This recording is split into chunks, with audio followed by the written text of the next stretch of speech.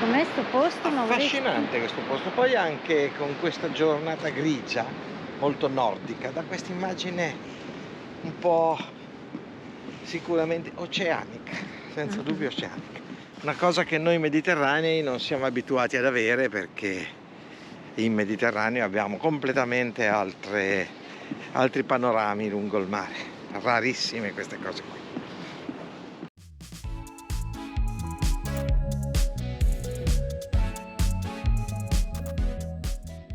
Siamo a Oviedo, vecchia capitale, vecchia città, bella, molto medievale dell'Asturia. Oviedo per me ha un ricordo, per me come tanti genovesi è un ricordo particolare. 1991, il Genoa di Bagnoli, di Scuravi, di Aguilera si qualifica per la prima volta per la Coppa UEFA. Sorteggio della prima giornata, Oviedo. E tutti a Genova diciamo: dove sta? Scopriamo, guardando nell'ignoranza che avevamo allora, trentenni, giovani trentenni che avevano altro a cui pensare che non fosse la storia, la cultura e la geografia, andiamo a controllare tutti e vediamo che è questa città al centro dell'Asturia. 6.000 tifosi, 6.000 partono da Genova per venire qui a seguire la prima partita del Genoa in Coppa UEFA. 1-0 per l'Oviedo, vado allo stadio. La partita è 2-1 al 90esimo. Su un cross dalla destra, un colpo di testa di Scuravi, 3-1. Vince il Genoa e a questo punto si qualifica. E inizia una delle più belle cavalcate mai possibili del Genoa, che porterà il Genoa stesso alla fine di quella stagione a fare una semifinale contro l'Ajax, che purtroppo ha perso, ma che comunque è stata una storia, un'annata veramente storica, in mezzo alla quale c'è stata anche la conquista, quando il Genoa ha battuto all'Anfield Road il Liverpool 2-1, superando e eliminando il Liverpool. Quindi tutto è iniziato da qua, da questa città che nessun genovese conosceva allora, Oviedo.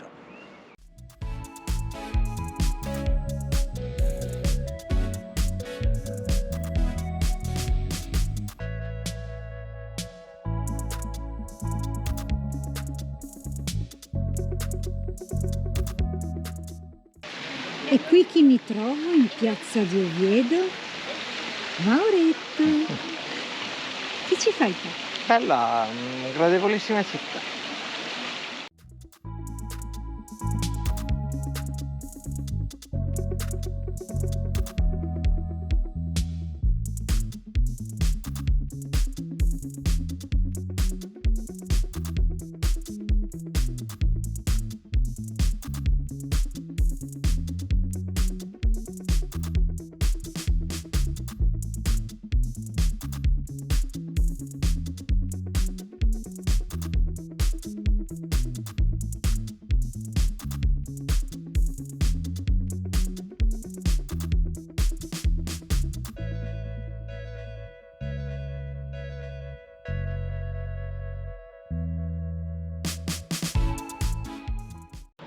Oviedo del Cammin de Santiago.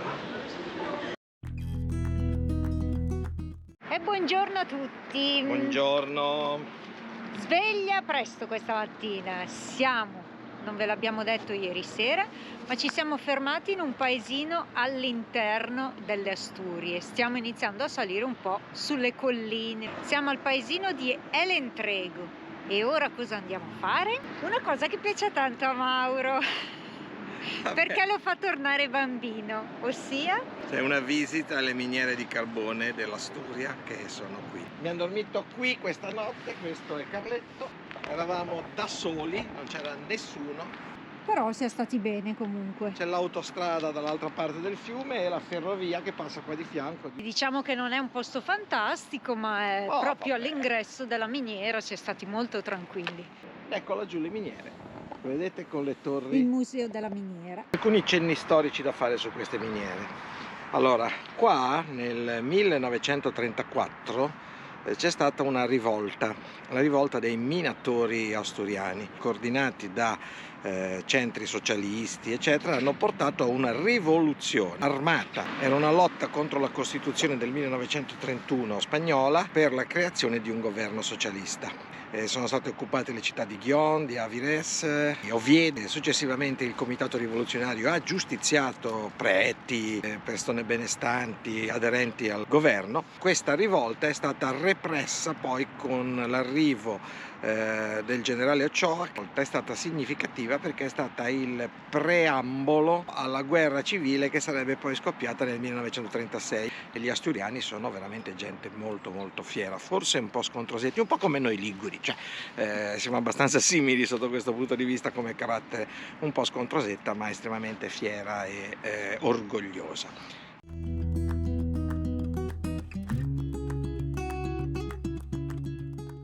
Questi sono i treni. Tutù! Ciufate, ciufate, ciufate, ciu. A me ti piace quando faccio questo verso da bambino. Sei un bimbo. Questi sono i trenini, le locomotive della miniera. La primera locomotora de via Ancia costruita in Spagna. Wow, 1887. Questi sono i carrellini che venivano utilizzati dalla miniera.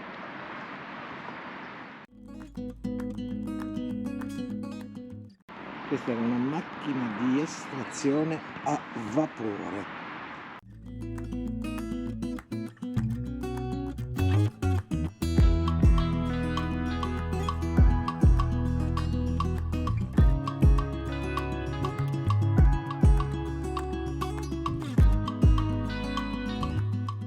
Stiamo aspettando la visita guidata, questo è il primo salone.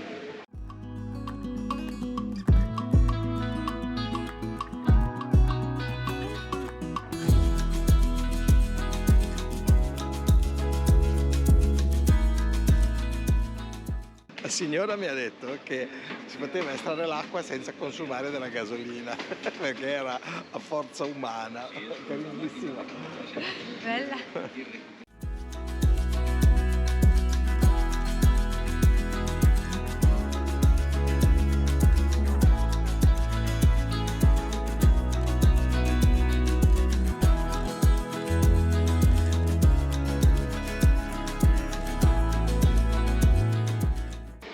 Bello, interessante, facciamo un lavoro di merda, comunque interessante.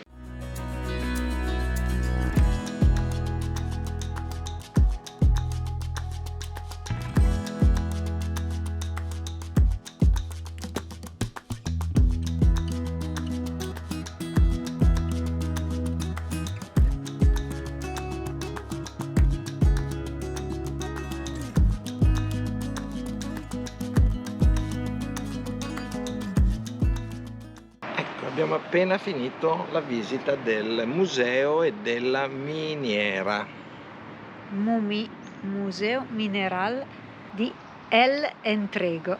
È questo paese all'interno delle Asturie. Il museo è bellissimo. Davvero. Sarà che siamo solo noi, oggi è un martedì. Allora hanno ricostruito tutti i macchinari originali e sono tutti in funzione, quindi si vede perfettamente come funzionavano loro. Ovviamente sono delle ricostruzioni e poi dopodiché c'è la visita alla miniera, quindi alle gallerie, e in questo caso i macchinari presenti nelle gallerie, che non sono in funzione a parte un trenino, sono tutti originali. Si è visto come vivevano, ci ha detto la guida che le Asturie, che erano un paese agreste, come ci ha detto, grazie al carbone e nel periodo dello sviluppo industriale dell'Europa ha avuto tutto, ha avuto servizi ferrocarril, cioè ferrovie, autostrade, porti nel Mar Cantabrico. Ha avuto uno sviluppo che non sarebbe stato tale se non ci fosse stato il carbone. Certo che il carbone necessitava di un lavoro, io con la guida gliel'ho detto, un trabajo de mierda, e la guida ha assolutamente assentito. L'aspettativa di vita era non superiore ai 45, raramente arrivavano a 55-60 anni. Un lavoro insalubre, faticosissimo. All'inizio lavoravano 10-12 ore e cominciavano già i bambini dai 10 ai 12 anni. Soprattutto nelle famiglie numerose in cui avevano bisogno di soldi per sfarmarli, iniziavano a quell'età a lavorare nelle miniere, Anche perché sia i bambini che le donne. Anche perché in alcuni cunicoli i bambini, essendo piccoli, riuscivano a passare dove gli adulti non passavano. Comunque il museo Mumì lo consigliamo tantissimo perché è veramente bellissimo. Fatto bene, organizzato bene, poi ti spiegano molto, molto bene anche la miniera, come funziona. Ma ci siamo stati 50 minuti State circa 50 minuti all'interno della delle miniera. gallerie. Abbiamo fatto anche un piccolo tragitto su un trenino originale. Allora, il costo dell'ingresso è 9,50 €. Vai, adesso ci spostiamo. Verso altre montagne, saliamo sempre più in alto, direzione est. Continuate a seguirci.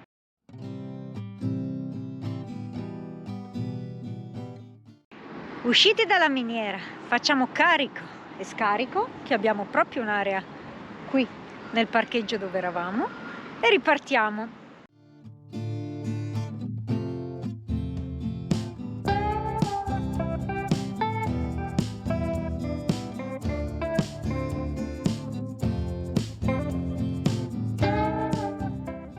Iniziamo a salire nella valle del Rio Covadonga. Abbiamo ancora circa 15 km per arrivare in cima fino alla fine della strada, dove dovremmo essere molto in alto. Stiamo salendo proprio in montagna. 15% di pendenza. Carletto inizia a faticare.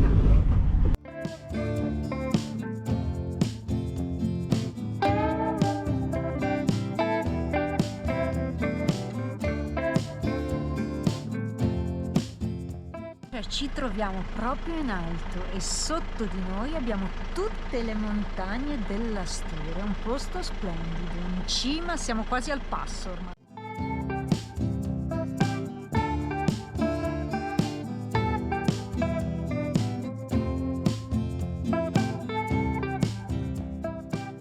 Due laghetti incontriamo qui in alta montagna. Questo, il primo, è il lago di Enol. Guardate che meraviglia, classico laghetto di montagna sotto le cime innevate.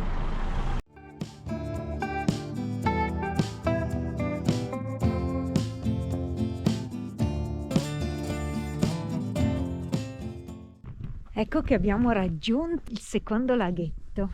Siamo nel Parco Nacional dei Picos d'Europa. È veramente un posto splendido. Alta montagna, siamo a 1200 metri. Di solito nevica, quest'inverno è abbastanza secco, quindi non c'è grossa neve, ma merita, molto molto carino. Mauro sta già sbuffando, nonostante la passeggiata sia breve. Carletto è parcheggiato laggiù insieme a un altro camper e altri paio di van. E questo è l'altro laghetto sotto la cime innevate del Picos d'Europa.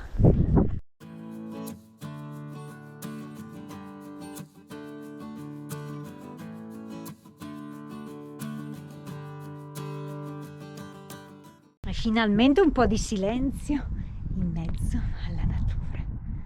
Dopo il trambusto della città, io ho sempre bisogno di un po' di silenzio. A parte Mauro che dice che parlo sempre, ma non è vero. Non è vero.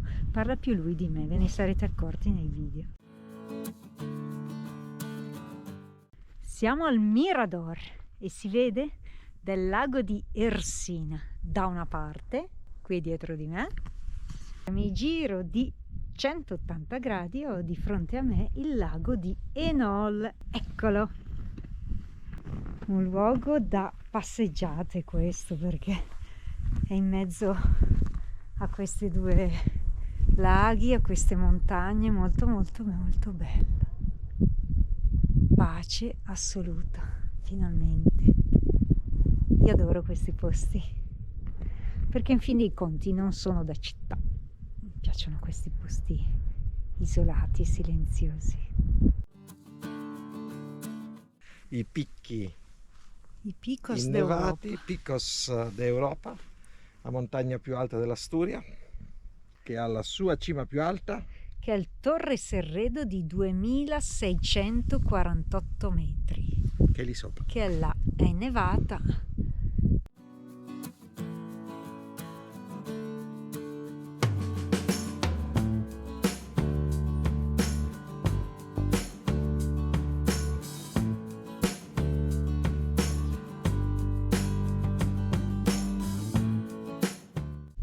Perché con Sailing Ronic non solo mare, anche montagna.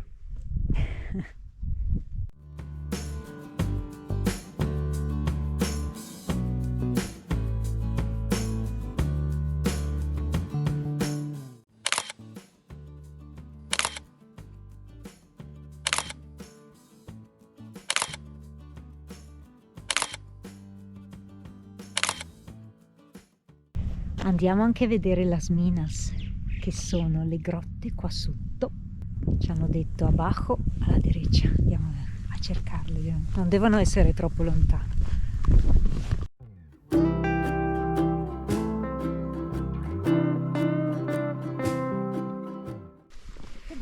Oggi giornate Minas. Minas, sì.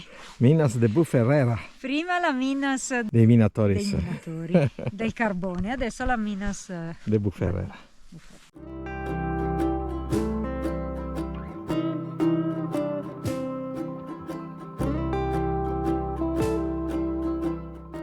Siamo in mezzo alle rocce. Eccola qui.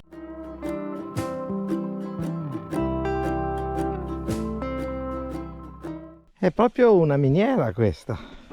Altri carrelli, come stamattina.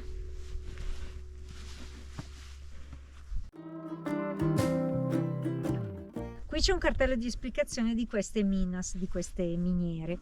Qui veniva estratto principalmente il manganese. La parte più utilizzata è la pirolusita per la produzione di decoloranti per il vetro, per ottenere delle pitture. Questo è il Minator.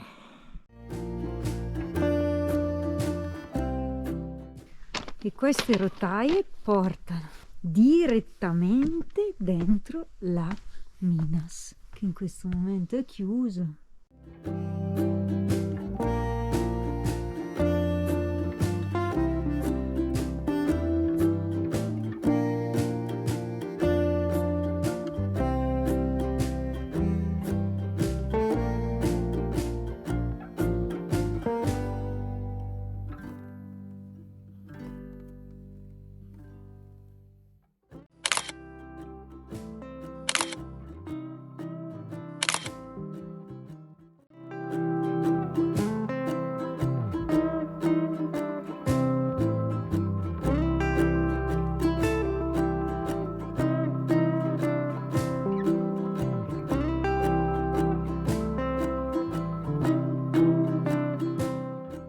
Carletto qua parcheggiato e noi andiamo a vedere un altro mirador, è il Mirador della Reina, che ci dà la vista sulla valle qua sotto. Un avvoltoio là su quella punta, e infatti qui questo cartello parla di osservazioni.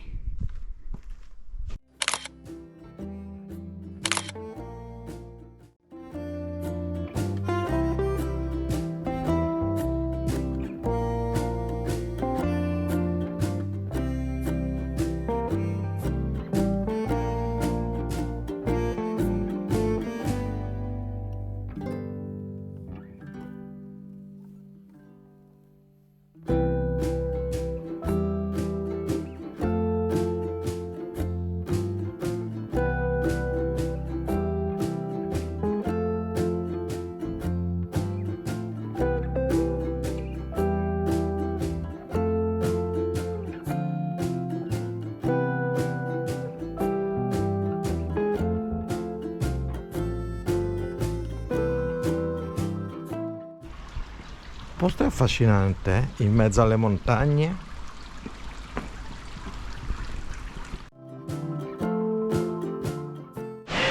E guardate un po' questo santuario dove l'hanno costruito, proprio qui sopra questo piccolo laghetto incastonato nella pietra. nella roccia. È il santuario di Nostra Signora di Covadonga.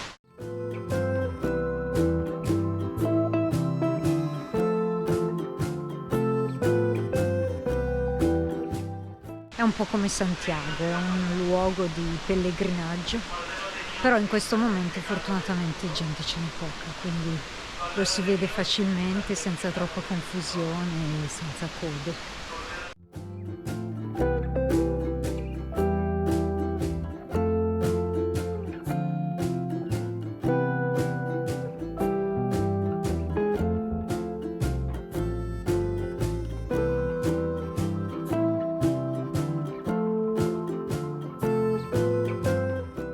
Mauro ha visto questo cartello: si vende sidra.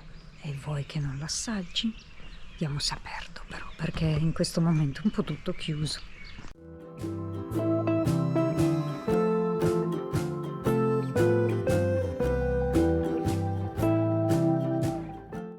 Il posto è molto carino qua, ecco che questo è il sidro. Parcheggiato anche questa sera a Cangas de Onís, a 7 km dal santuario che abbiamo appena visitato. Siamo in un parcheggio pubblico, area sosta camper riservata ai camper, gratuita con carico e scarico.